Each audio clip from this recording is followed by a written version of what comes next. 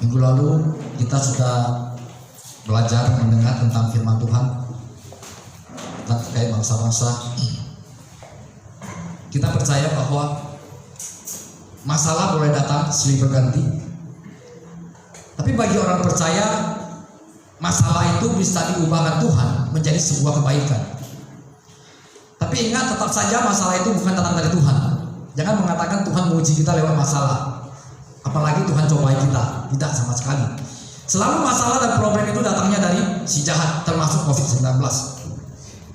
Saya percaya bahwa ada sebuah perbedaan ketika orang dunia menghadapi masalah dan kita menghadapi masalah. Ketika orang dunia menghadapi masalah, itu benar-benar masalah dan tidak bisa berubah, susah. Mereka akan sekuat tenaga untuk menyelesaikan masalah mereka. Tapi sebagai hamba Tuhan, sebagai anak-anak Tuhan, kita boleh juga menghadapi masalah, tapi masalah yang kita hadapi justru Tuhan bisa ubahkan menjadi sebuah kebaikan. Amin. Itu bedanya kalau kita mengalami masalah dan orang dunia mengalami masalah. Biarlah firman Tuhan pagi ini juga kita akan belajar tentang bagaimana caranya kita melihat Yesus. Apa pewahyuan kita tentang Yesus? Hari-hari ini kita butuh pewahyuan Yesus yang bagaimana untuk kita pribadi, lepas pribadi. Kalau orang sakit, dia membutuhkan pewahyuan Yesus itu sang penyembuh, ya kan? Kalau orang miskin, dia perlu pewahyuan Yesus yang memberkati. Dia yang kaya rela menjadi miskin supaya kau kaya. Nah, hari-hari ini mari kita melihat Yesus sebagaimana yang kita butuhkan. Mari coba kita buka Alkitab kita dari Yohanes 1 ayat 15 sampai 17.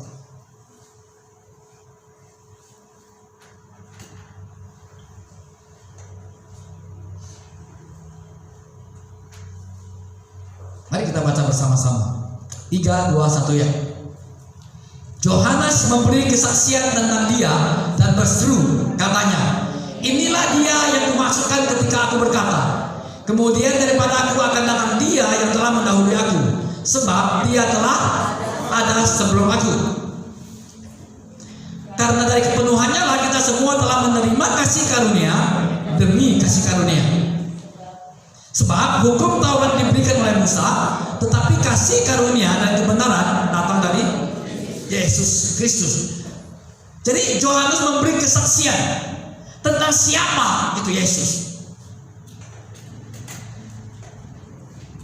Alkitab katakan engkau akan menerima kasih karunia demi kasih karunia. Masalah boleh datang, tapi lewat kasih karunia maka masalahmu akan diselesaikan oleh Tuhan. Dengan apa? Bukan upaya kita, tapi kasih karunia. Kasih karunia itu akan datang dari kasih karunia kepada kasih karunia berikutnya. Jadi kalau begitu, kita tidak perlu khawatir tentang masalah dunia ini, karena selalu ada jalan keluar, selalu ada kasih karunia. Karena dia berkata kasih karunia demi kasih karunia. Artinya karunia itu, kasih karunianya tidak akan berhenti. Begitu engkau punya masalah, kasih karunia-Nya akan datang menyelesaikannya. Begitu timbul masalah baru, kasih karunia-Nya akan datang lagi kepadamu, karena dia akan terus mengalir kasih karunia itu. Jadi kesaksian Yohanes tentang siapa Yesus itu, bahwa dia akan berkata bahwa dia itulah kasih karunia. Siapakah kasih karunia itu? Yesus itulah kasih karunia itu. Alkitab di ayat 17, sebab hukum Taurat diberikan oleh Musa, tapi kasih karunia sifatnya datang. Jadi kasih karunia itu berbentuk pribadi. Siapakah pribadi itu? Yesus Kristus, yang akan terus bekerja dalam hidup kita untuk kita menerima kasih karunia demi kasih karunia. Saya sering katakan banyak hal yang bisa kita upayakan, tak banyak hal masalah akan timbul yang tak bisa kita selesaikan. Tapi lewat kasih karunia Tuhan sangat mudah bagi orang percaya. Seakan orang dunia mengatakan, kamu kok gampang kali menyelesaikan masalahmu. Padahal bukan kita yang menyelesaikannya, tapi ada kasih karunia Tuhan untuk menyelesaikan itu semua. Jadi jelas Alkitab berkata, ketika akulah jalan, kebenaran, dan hidup. Lalu banyak orang bertanya, kebenaran itu apa sih? Kebenaran itu saudara Yesus Kristus adalah Tuhan dan Juru Selamat, dan Dia akan memberi kasih karunia sepenuhnya kepada kita. Itulah kebenaran. Dan jangan lari dari situ. Kita mesti fokus kepada apa yang Yesus lakukan. Ketika Lazarus mati, Yesus datang. Coba kita lihat Yohanes 11.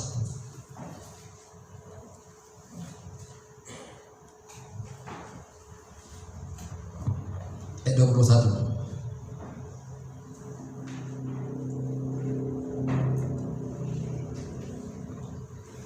Tanpa kita sadari, kadang-kadang begitu kita ada masalah, kita cari sana sini untuk mengatasi masalah kita. Kalau kita nggak punya uang, apa dalam pikiran kita? Kita akan berusaha untuk mencari uang untuk menyelesaikan masalah kita. Nah, sama ketika Marta, Lazarus mati, waktu dikirim utusan untuk sampaikan, orang yang kau kasihi itu sakit. Lalu Yesus bilang, kita mengatakan Yesus sengaja memperlambat perjalanannya sampai 4 hari. Nah, ketika Lazarus sudah dikuburkan 4 hari, barulah sampai dia di tempatnya Maria. Mereka 3 bersaudara, Maria, Lazarus, dan Marta. Lalu ketika Yesus datang, Marta menghampiri dia. Coba perhatikan, maka kata Marta kepada Yesus, Tuhan, sekiranya Engkau ada di sini, saudaraku pasti tidak. Perhatikan apa yang dikatakan oleh Marta. Marta bilang, seandainya Engkau ada waktu itu, ya, sekiranya Engkau ada di sini, saudaraku pasti. Maksudnya kapan ini? Ketika Lazarus sebelum mati, 4 hari yang lalu. Seandainya 4 hari yang lalu Engkau ada di sini, saudara pasti tidak mati. Dengan kata lain, Marta membawa Yesus ke masa lalu, ke masa 4 hari yang lalu. Padahal yang Marta butuhkan bukan Yesus yang masa lalu. Yang Marta butuhkan adalah Yesus pada saat itu.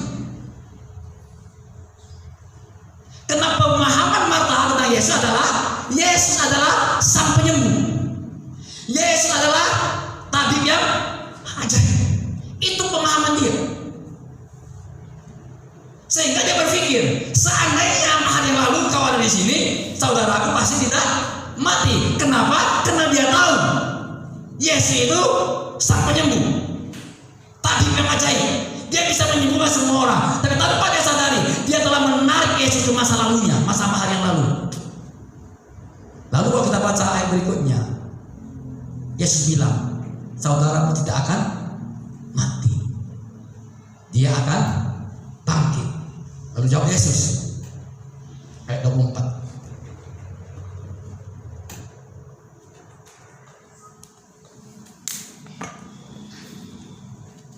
Baca Bang. Kata Marta padanya, aku tahu bahwa ia akan bangkit pada waktu orang-orang bangkit pada akhir zaman. Waktu Yesus bilang sama dia akan bangkit. Lalu Marta bilang, kalau masalah dia bangkit saya juga tahu. Tapi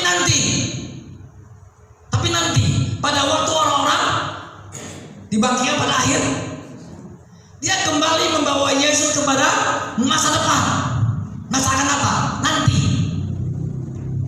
Padahal yang dia butuhkan bukan Yesus masa depan, bukan Yesus yang masa akan datang. Yang dia butuhkan adalah Yesus yang saat ini. Nah, hari ini hal yang sama akan terjadi dalam kehidupan kita. Hari-hari ini engkau membutuhkan Yesus yang bagaimana dalam dirimu. Apa masalahmu? Ketika engkau memahami, engkau melihat dia sebagai dia datang secara pribadi kepada dirimu, dan engkau melihat dia sebagaimana engkau butuhkan dia, maka saya percaya masalahmu akan selesai. Awalnya dia menarik Yesus ke belakang. Setelah Yesus mengatakan ia akan bangkit, dia Yesus ke masa. Jadinya sekarang ini hilang. Padahal yang dia butuhkan adalah sekarang.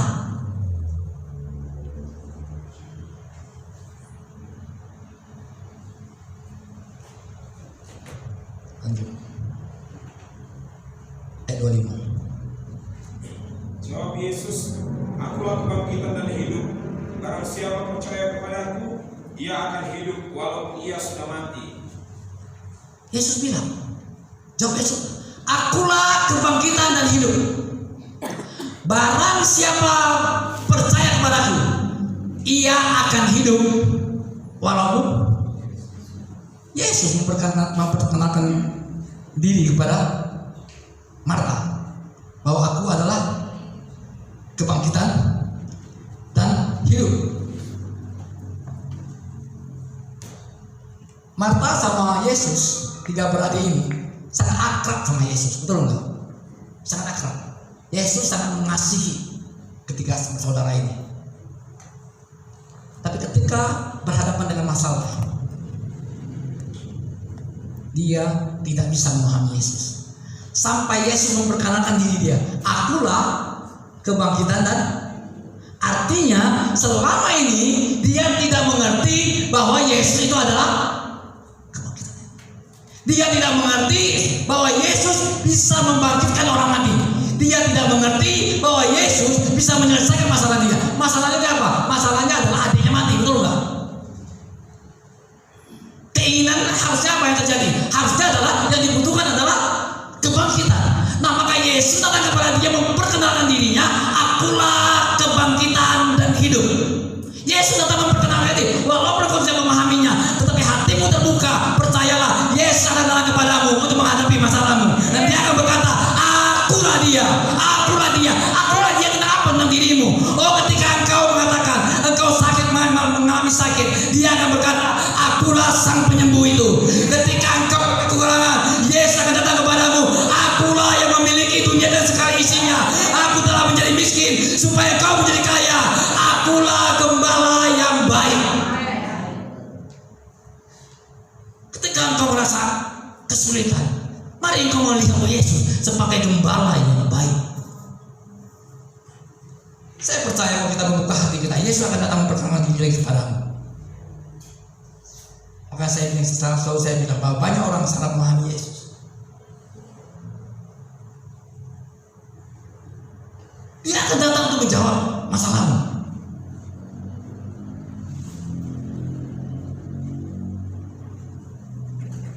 Yang Marta butuhkan adalah kebangkitan sebenarnya. Seharusnya dia tidak boleh bicara lagi seandainya kamu dulu, seandainya akan datang. Enggak, seharusnya sekarang dia butuhkan, aku butuh kebangkitan. Aku akan melihat Yesus sebagai sang kebangkitan itu.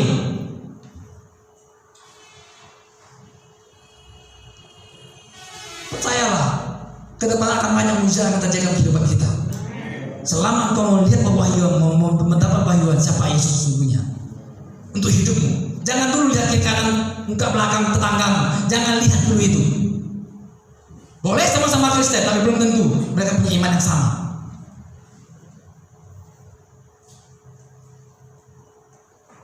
Saya sudah sering katakan, kita nggak tahu berapa lama lagi COVID-19 ini. Beberapa kali saya bilang, bagaimana kita menghadapinya? Hanya ada satu, Yesus menyertai aku senantiasa. Amin. Dia gembalaku yang baik, takkan kekurangan aku. Tongkat dan gadanya menghibur aku. Kalau saya teringat tongkat dan gada, dulu waktu kami sekolah kita diajarin begini, tongkat dan gada itu untuk menghajar kita.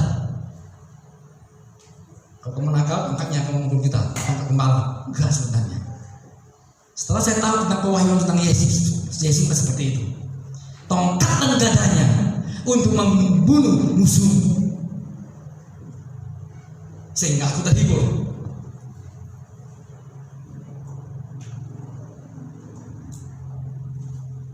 Mari kita melihat Yesus secara utuh. Yesus segala-galanya bagi kita. Salib segala-galanya bagi kita. Tanpa salib kita binasa. Dia mati muda supaya engkau awet muda. Sampai hal-hal kecil dia urus, perkara-perkara kecil dia urus. Coba kita lihat 2 Petrus.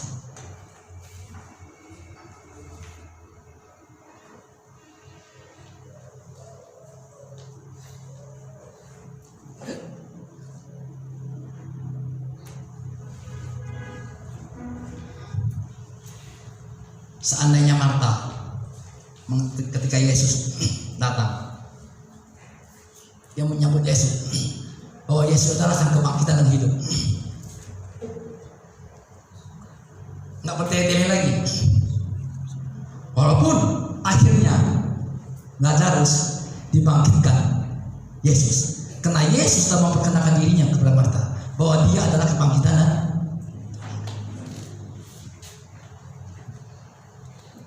2 Petrus 1 ayat 2. Baca. Kasih karunia dan damai sejahtera melimpahi kamu oleh pengenalan akan Allah dan akan Yesus Tuhan kita. Kasih karunia dan damai sejahtera melimpahi kamu oleh pengenalan akan Allah dan Yesus Tuhan kita. Jadi ada satu yang dipersiapkan, kasih karunia dan damai sejahtera akan melimpahi kamu. Bilang bahwa kasih karunia dan damai sejahtera akan melimpahi aku. 3, 2, 1 ya. Kasih karunia dan damai sejahtera melimpahi kamu. Amin. Bagaimana caranya kasih karunia dan damai sejahtera akan mengasihi aku? Agama mengajarkan harus banyak berdoa, banyak baca Alkitab, banyak ibadah, betul nggak? Supaya apa? Supaya damai sejahtera dan kasih karunia bisa melimpahi hidup kita. Tetapi Alkitab mengatakan kasih karunia dan damai sejahtera melimpahi kamu oleh pengenalan akan Allah dan akan Yesus Kristus. Tanpa pengenalan itu, percayalah, maka setiap bagaimanapun kau berdoa, sebanyak apapun kau ibadah, itu semua akan sia-sia. Pengenalan akan Tuhan ini penting sekali. Kitab Yesaya mengatakan dia adalah Allah yang perkasa, tapi pengajaib. Jadi semuanya itu bisa datang hanya oleh karena pengenalan akan kita mengenal pribadi dia sebagai apa. Tidak sekedar engkau mati masuk surga, menyatakan kembali masuk surga. Kalau itu terlalu kecil menurut saya.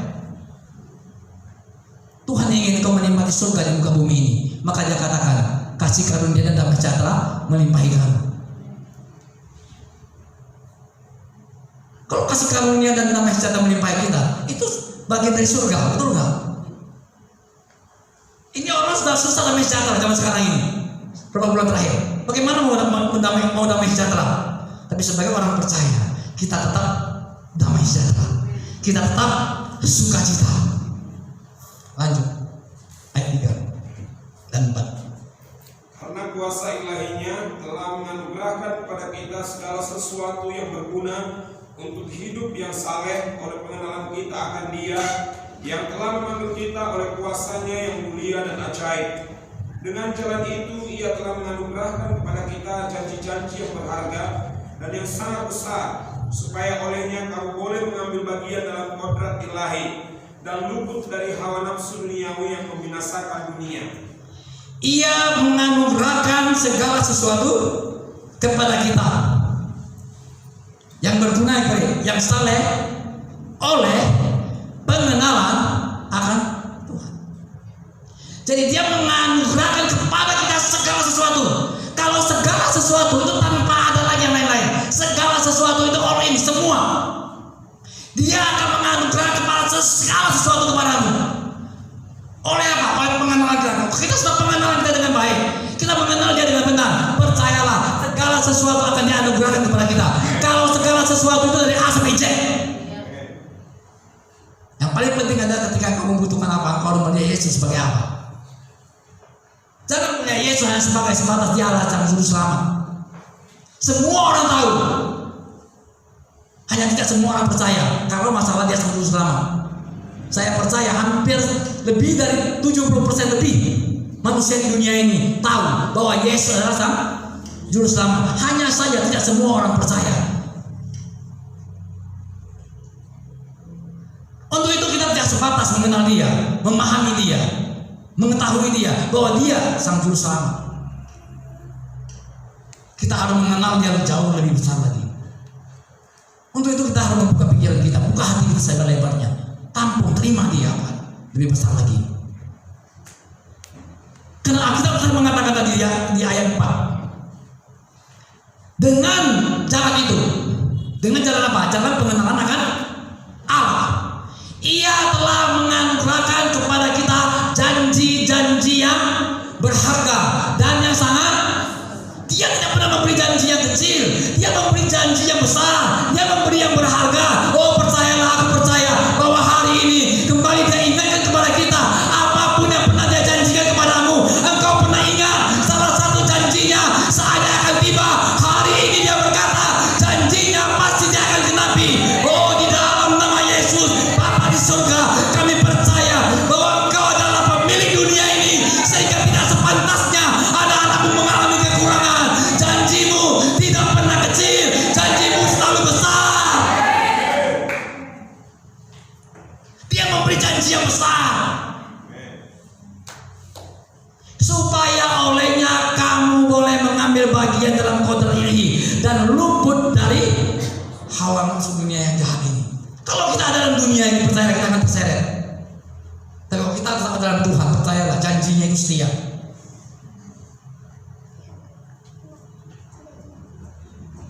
Cuma kan masalah setia ini kan selalu gembala mengajarkan harus setia ibadah, setia doa puasa, setia perpuluhan, setia bla bla bla bla.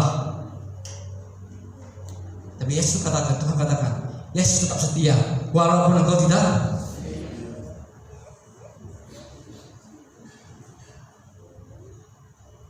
Kalau Yesus bilang Dia tetap setia walaupun kamu tidak, apalagi kalau kamu setia. Mau pilih yang mana, ayo? Mau yang pilih aku tidak setia tapi tetap Yesus, atau mau pilih aku setia, Yesus lebih setia lagi?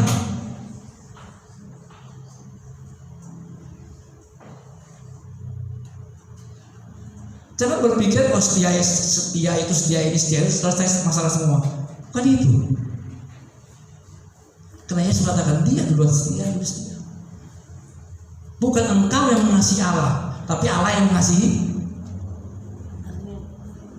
Perjanjian lama mengatakan kasihilah Tuhan Allah. Perjanjian baru mengatakan bukan engkau yang mengasihi Tuhan, tapi Tuhan yang telah.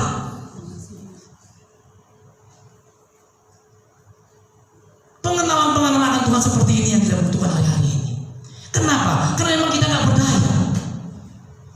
Kita tidak berdaya. Ketika momentum datang, minta hikmat Tuhan, apa yang aku lakukan, maka Tuhan akan memberikan hikmat untuk melakukannya.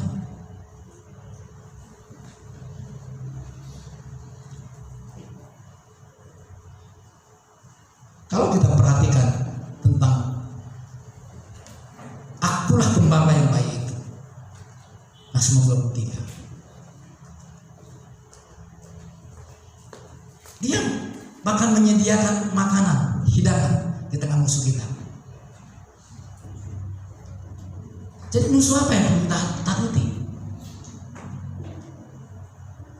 Harapan kita hari-hari ini adalah hanya sepenuhnya bergantung pada Tuhan,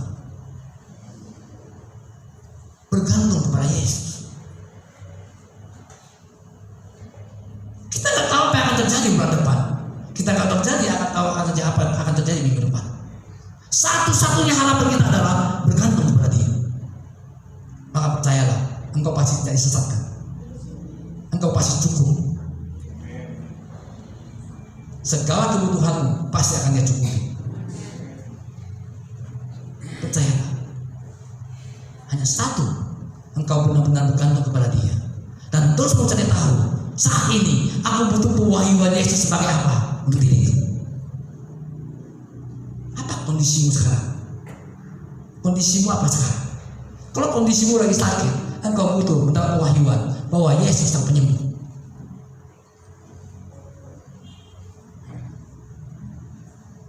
kondisi hari ini, percayalah, kalau kita bergantung kepada Dia, berbahagialah orang yang miskin di hadapan Allah.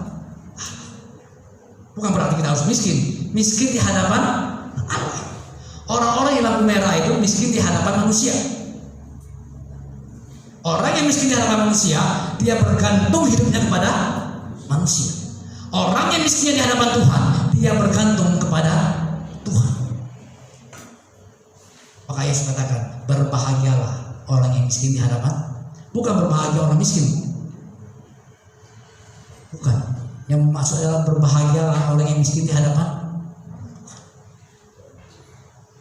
Engkau pasti tidak akan bermasalah. Dari mulai tahun lalu kan terus kita belajar tentang semakin apa istilah saya, semakin percaya. Itu sebelum COVID-19. Semakin yakin kepada Tuhan. Mari semakin bergantung kepada Tuhan. Nah, kita nggak tahu hari ke depannya akan terjadi apa. Percayalah, kalau kau bergantung kepada mujizat demi mujizat itu akan terjadi.